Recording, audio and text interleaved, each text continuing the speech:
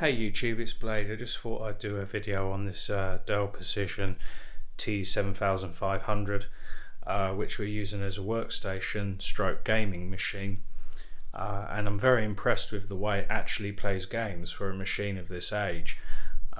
In the front here we have a fan controller. I will explain why that is in there further on in the video, as these machines with these CPUs unfortunately get extremely hot. And obviously we've got USB 3.0.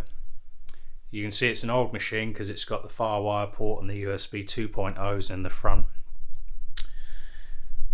So moving on, I will turn the light on so you can see the cable management is horrendous, but that is unfortunately the nature of this machine. So in the bottom here we've got a Cooler Master Hyper 212 Evo, and it's got a pair of Intel Xeon X5690s, which are 6-core 12-thread CPUs, so there's two of those in there, and 96 gigabytes of RAM, which is overkill, as you can appreciate, plus a GTX 1070. It's for the Win 3, I believe, and we got an Asus Zonar sound card. But more impressively, above that, if you can see through these wires, which is going to be a little bit difficult, we've got a Dell PowerEdge H700 RAID controller in there. And what that now means is I can run a RAID 5 array, which is these drives here. They're 2.5 inch drives, plus a RAID 0 stripe, which is obviously SSDs. The cable management is absolutely impossible to get neat and tidy with the way this machine is currently set. The fan controller, however, is to control the fan on the second CPU heatsink, because what I've had to do is cable tie another fan to the heatsink, because you cannot adjust the fan speed on the stock Dell cooler, and it runs very, very hot, this CPU, well into the 90 degrees. Under a stress test, and if you was to edit a video you'd probably end up throttling the CPU. So that is how I solved it, and now it doesn't go above 60 degrees, so it's a little bit ghetto, but that is just unfortunately the nature of this machine. Also, you got the RAID battery there for the RAID controller, and as you know, if it doesn't have a RAID battery, in my opinion, it is not a real RAID controller. I went for the PowerEdge RAID controller over the cheap eBay ones because I know they're very, very solid, the H700 RAID controllers, and it's obviously 6 gigabits per second. So I will do a power up video for you now.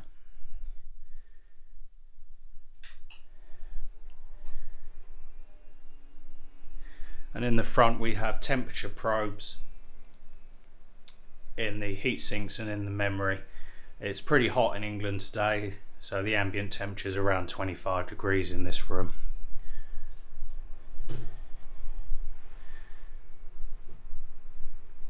It does take a very long time to post.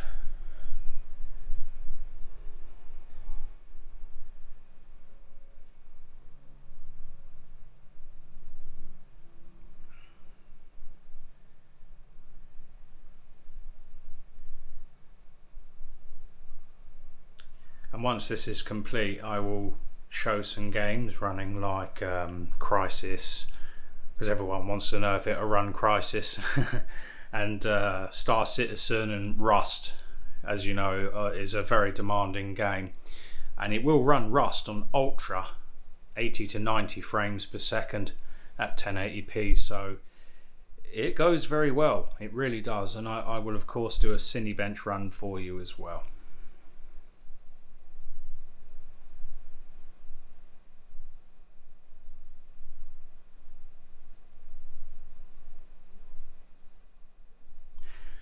The machine isn't too noisy for what it is.